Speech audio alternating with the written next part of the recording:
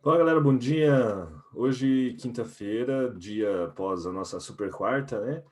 Hoje é dia 18 de março, bastante coisa para a gente conversar. Foi um dia bem histórico ontem, inclusive a alta do Dow Jones de mais de 1.000 pontos em um dia só foi o recorde histórico. Saiu uma matéria sobre isso no Market Watch. Enfim, acredito que tem algumas contas zeradas, outras pessoas ganharam muito dinheiro e outras pessoas ganharam experiência, né? Porque dias como esse, fazia tempo que eu não via, na verdade, mas foi bem interessante de ficar observando lá e tal.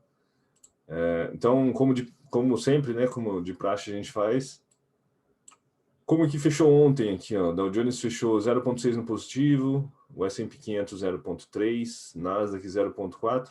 Aí você olha isso aqui e pode até parecer que é pouco, porque né, o tanto que se moveu os mercados ontem, mas estava no negativo, né? Esses índices estavam no campo do negativo, o Nasdaq estava caindo mais de 1% negativo, virou para o positivo e fechou positivo. Então é bastante coisa. E aí, os índices no mundo inteiro, de forma geral, ontem fecharam no positivo. Nesse momento que eu gravo 7 horas da manhã, tem bastante índices ainda, principalmente da Europa, no positivo. Os asiáticos, como essa decisão de taxa de juros ela aconteceu na parte da tarde, 3, 4 horas da tarde, muitas bolsas da Europa estavam fechadas e da Ásia também. E daí, essa madrugada, acabaram precificando, né, um pouco o que os mercados subiram ontem, por isso que estão subindo bem mais do que outros índices, né? E aí, nesse momento, os índices americanos, ó, Dow Jones está próximo ali do 0 a 0, o S&P 500 e Nasdaq está fazendo uma correção do dia de ontem. O VIX, que é o índice do medo, também está no 0 a 0, só que tem um detalhe. Eu deixei até separado aqui, ó. Esse aqui é o gráfico dos Treasuries com vencimento de 10 anos, títulos com vencimento de 10 anos do mercado americano, e que é esse aqui que tem feito toda essa volatilidade nos mercados, por causa desses caras aqui. E ontem ele disparou, chegou a bater esse pico aqui, ó, de 1,74.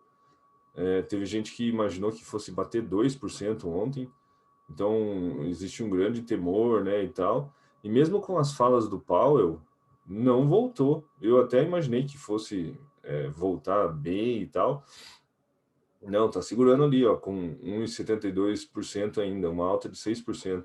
Se a gente colocar aqui, ó, year to day, esses títulos subiram 88% no último ano, é muita coisa. Eu deixei separado aqui também.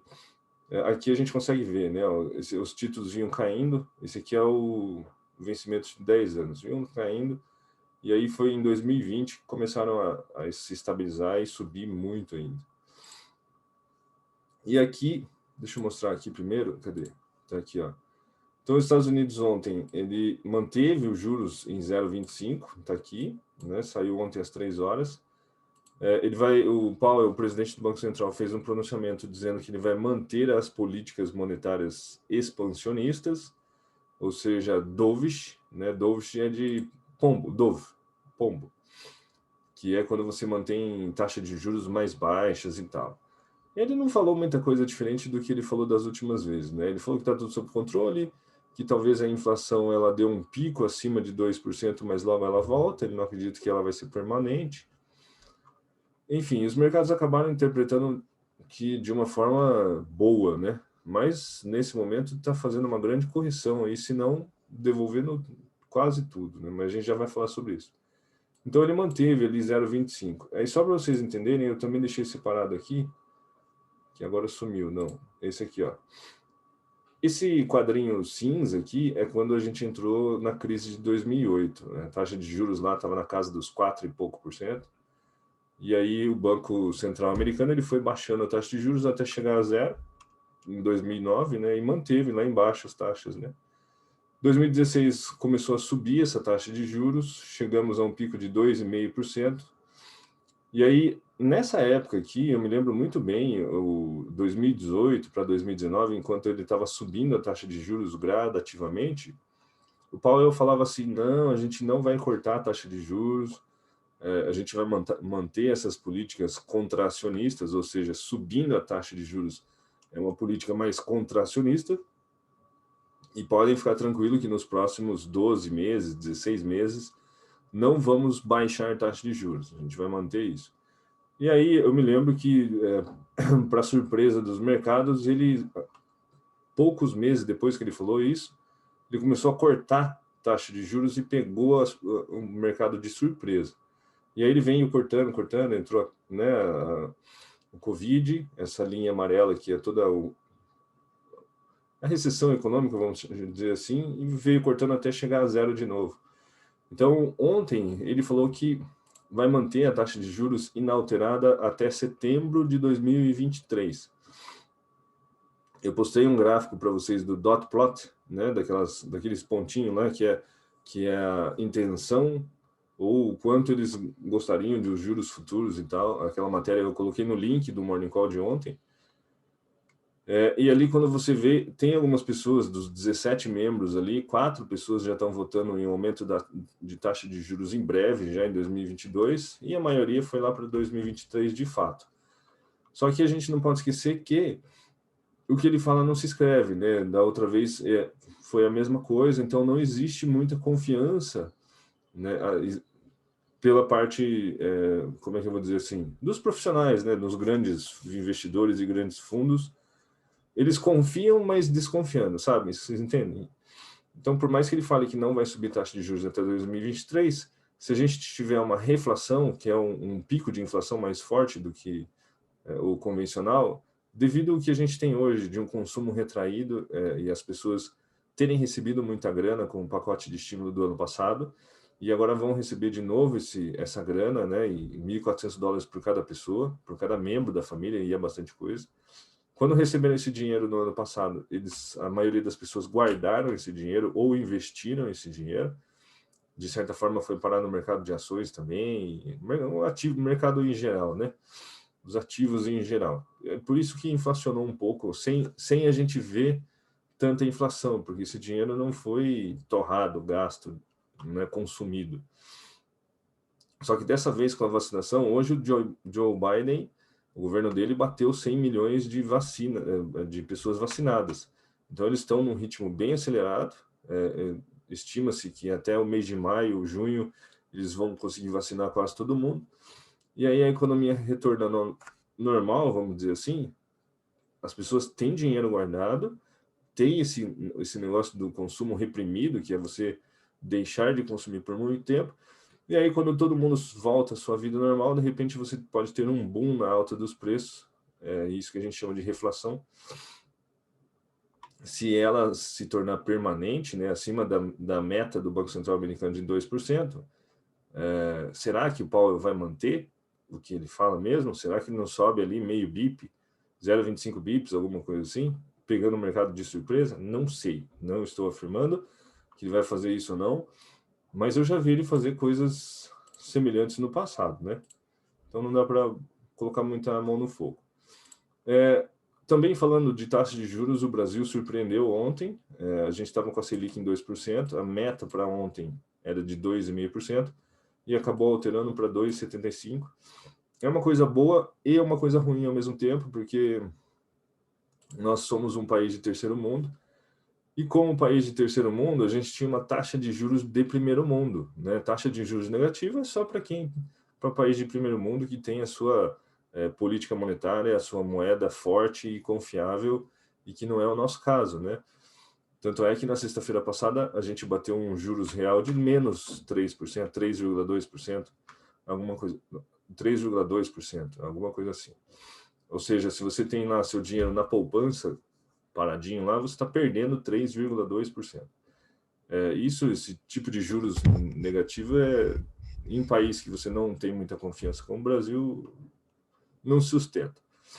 Ao mesmo tempo que a gente está com sinais de inflação e aquela coisa toda, e a nossa economia ela não se recuperou, ela não engrenou ainda, então não era a hora, na verdade, de você subir a taxa de juros, né? Quando você sobe a taxa de juros, esse é um tipo de política monetária mais contracionista, os juros ficam mais altos, aquela coisa toda.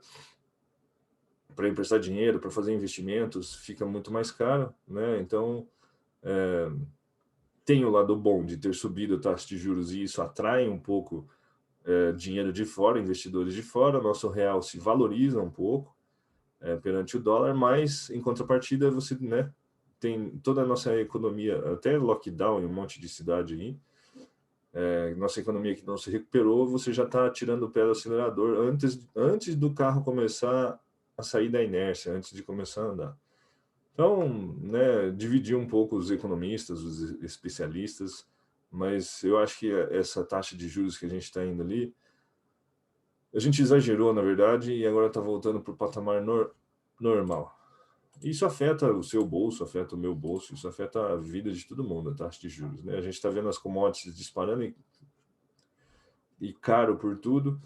Então, de alguma forma, para conter um pouco essa alta da inflação, tem muita gente que fala que é pouco ainda, até o Banco Central já sinalizou que vai subir mais 0,75 na próxima reunião. Então, vamos ver como que vai reagir as coisas aqui no Brasil. De resto, quando a gente abre site de notícia, né, todos vão falar sobre a alta de ontem, sobre o que o Powell falou, né, que ele viu uma economia mais forte e inflação mais alta, mas não pretende aumentar a taxa de juros, né, enfim.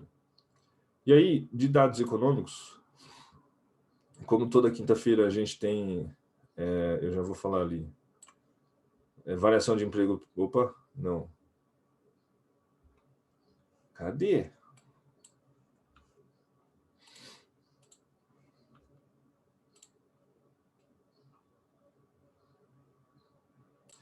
Tá aqui, ó, tinha perdido, ó. Como toda quinta-feira, nós temos pedidos iniciais para o seguro-desemprego, às 9h30. Expectativa é de 700 mil, um pouco mais baixo que o número anterior, tem melhorado cada vez mais isso aqui. Pedidos contínuos para o seguro-desemprego também, quando as pessoas dão continuidade no seguro-desemprego, ainda está na casa dos 4 milhões, mas a expectativa para hoje é um número mais baixo que esse aqui. E tem decisão de taxa de juros no Reino Unido, às 9 horas da manhã, e mesma coisa, atas da reunião do Comitê de Política Monetária lá. Pode ser que traga alguma boa volatilidade. E aí, no resto do dia, não tem muita coisa. Só à noite que vai ter de novo, mas daí a gente fala no dia amanhã. Então, acho que é isso, galera. Temos que ficar de olho. Cadê? Eu mostrei ali para vocês, né? Mostrei, né? Pedidos iniciais para seguro-desemprego, 700 mil baixo, apareceu, né? Com 4 milhões aqui de pedidos contínuos para seguro-desemprego, e 9 horas da manhã, decisão de taxa de juros. O que a gente tem que ficar de olho? A gente tem que continuar ficar de olho nos títulos com vencimento de 10 anos, eles estão voláteis ainda. Imaginava-se que eles fossem cair, mas não caíram. Se eles continuarem subindo, esse mercado não vai digerir bem. Outra coisa que a gente não pode esquecer é que, para subir, os mercados sobem assim, ó, de forma consistente. Para cair, também assim, ó, de forma consistente. Quando eles estão subindo assim, dão uma paulada igual eles deram, não é o normal, é o atípico. E normalmente eles acabam voltando para o mesmo nível para continuar subindo com consistência. Eu não sei se é isso que vai acontecer, mas nesse momento, Nasdaq, por exemplo, subiu tudo, devolveu tudo que subiu. O Ien, tudo que caiu ontem, devolveu tudinho, tudo. O ouro, tudo que disparou ontem, já devolveu 90%. O euro, tudo que subiu, já devolveu 50%, e assim vai, né? E aí pode ser que esses mercados, depois que devolverem tudo, fiquem mais estabilizados para ver o que acontece. Eu acredito que os mercados vão ficar muito mais de olho em dados econômicos agora, e principalmente em dados sobre a inflação, do que qualquer outra coisa. Porque toda essa fala do Banco Central de ontem deu um boom momentâneo, mas está devolvendo tudo. Nasdaq, por exemplo, já devolveu tudo.